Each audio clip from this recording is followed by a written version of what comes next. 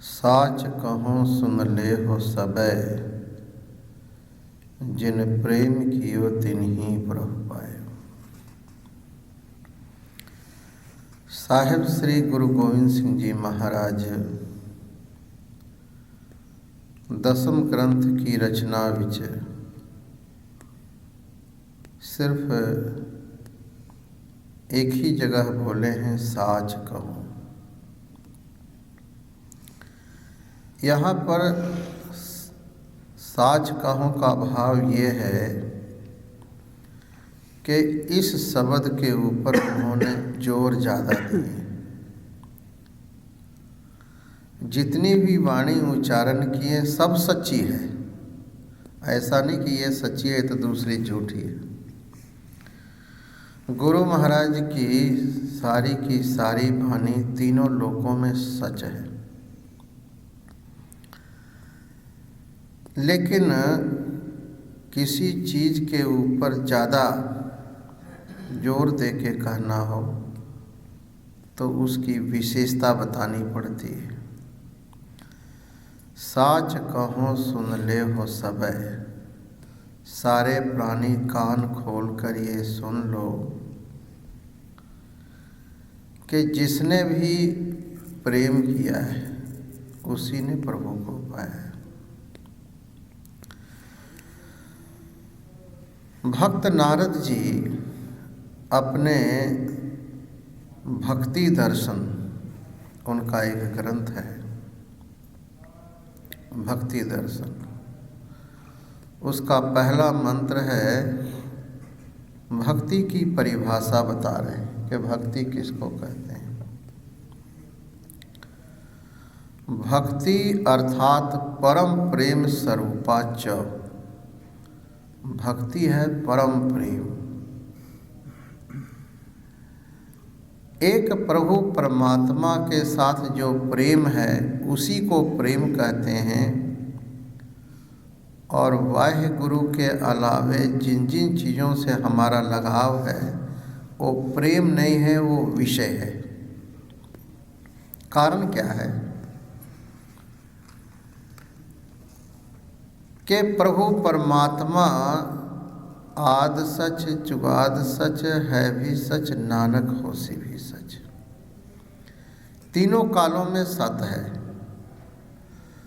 तो प्रभु परमात्मा से प्रीति करने का भाव ये है कि हम अपने को सत से जोड़ रहे हैं, क्योंकि वो परमानेंट है।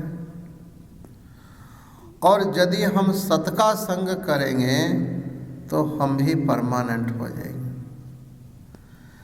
लेकिन वाहे गुरु के अलावे हम यदि और चीज़ों से प्रेम करते हैं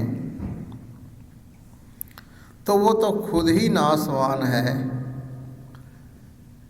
तो जो नाशवान से प्रेम करेगा तो वो तो खुद ही बिछड़ जाना है।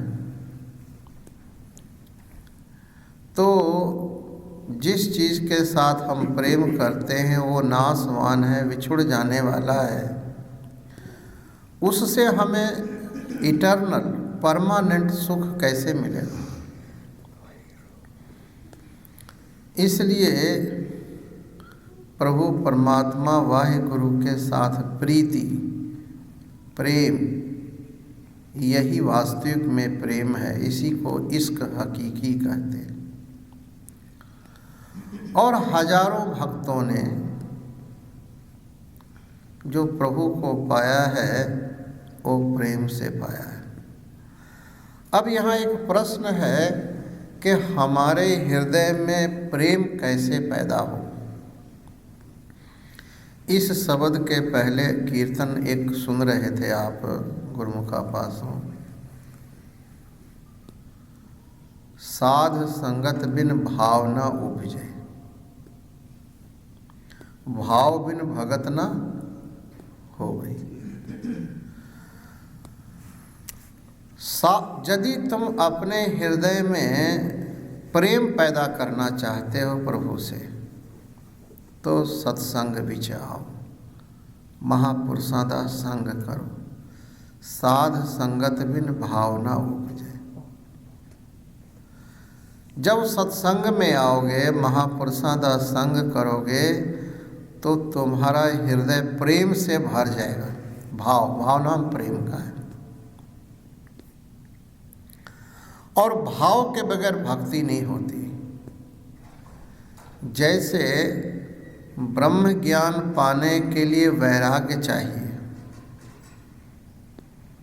वैसे ही भक्ति के लिए प्रेम, और प्रेम के लिए सत्संग। इसलिए बिनु सत्संग विवेक न होई, राम कृपा बिनु सुलभ न सोई। राम की कृपा होती है तो सत्संग मिलता है, सत्संग मिलता है तो भाव पैदा होता है, और भाव पैदा होता है तो भक्ति होती है, और भक्ति होने पर परमात्मा का दीदार होता है। इस तरह